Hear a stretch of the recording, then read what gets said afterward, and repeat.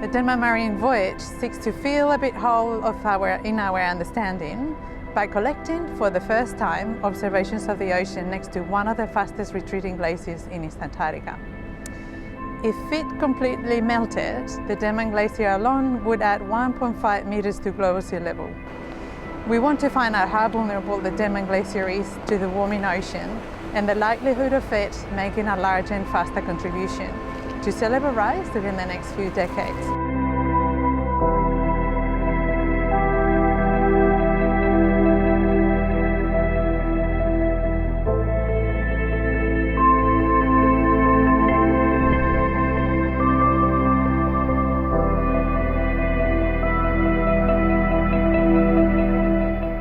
We knew that Nuyina was an exceptionally capable vessel, but to be able to put it to the test in this voyage and see it achieve and perform as well as it has been really gratifying.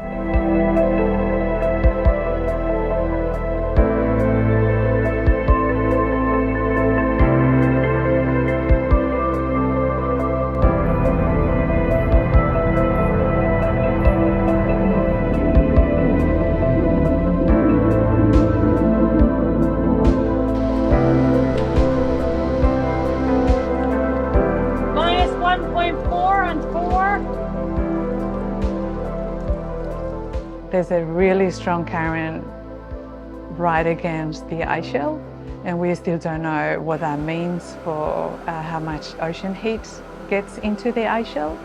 And at the same time, we've seen cooler waters than we were expecting at depth and warmer waters within the midst of the water column, which could explain why we're seeing so little sea ice this season.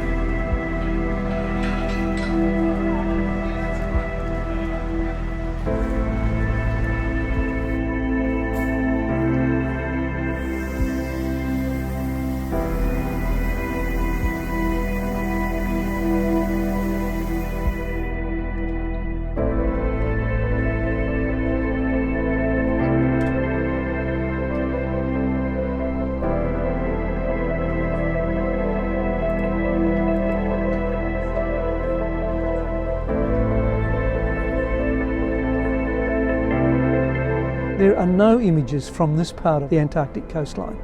So this is complete voyage of discovery stuff for us, and it's an enormously important step in building these models to produce these maps.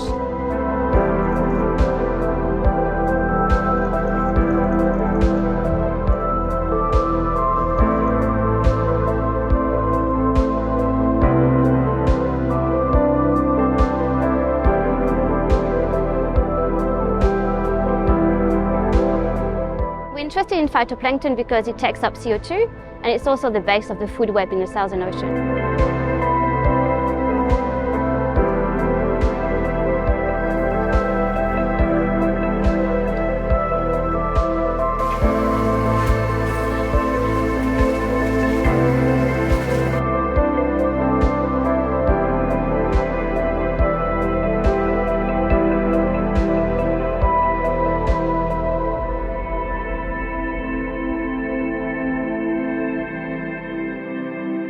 One of the things we were interested in was the difference between the east and the western regions, because from satellites you can tell there's a bit more, in theory, on the west compared to the east. But when we got there, we couldn't really see difference in how much phytoplankton biomass there is. What we could see, though, is that pretty deep in the water column, we could have phytoplankton growing down to 300 meters deep, which is really surprising because phytoplankton needs light to grow, and down to 300 meters, there's no light. So we're trying to understand what was driving that growth of phytoplankton that far deep in the water column.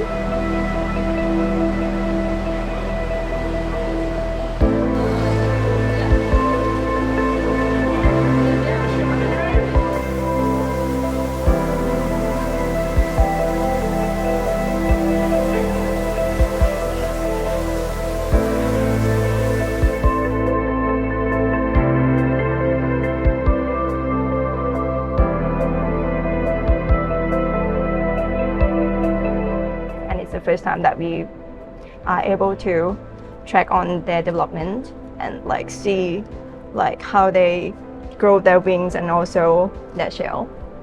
Yeah, this is the first time.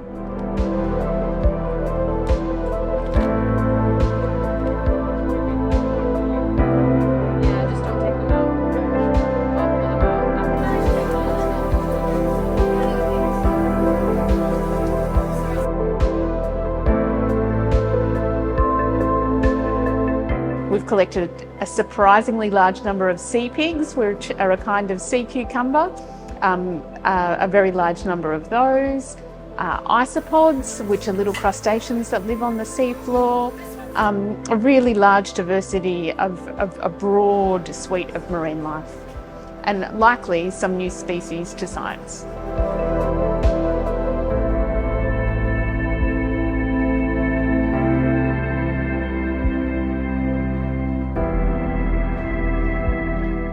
And there's very little we know about the animal biodiversity of the region. So we're looking in surface waters as well as throughout the water column all the way down to the sea floor to see what lives there.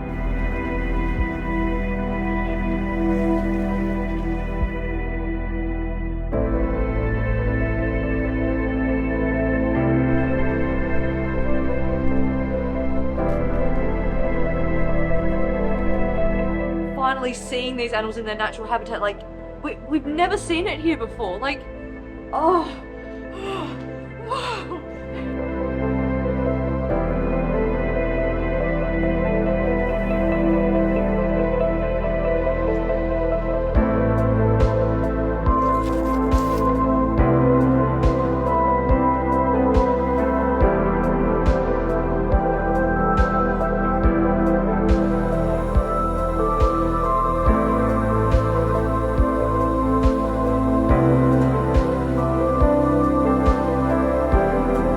So it's very important to understand the dynamics of what's happening at the microphysical level so that we can see what's happening on a climate scale.